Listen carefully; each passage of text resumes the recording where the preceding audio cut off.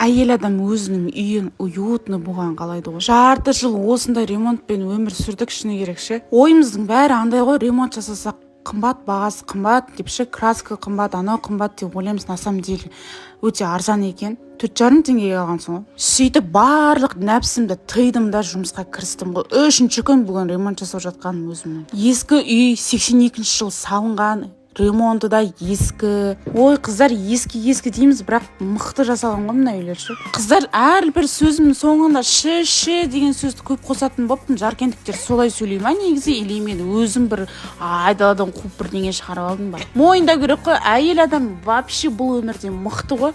Баланы да туады, басқасын да жасайды, бәріне үлгереді ғой. Баламен жағаласып осылай ремонтымның жартысын аяқтап біттім. Маған тіркелуді ұмытпаңыздар.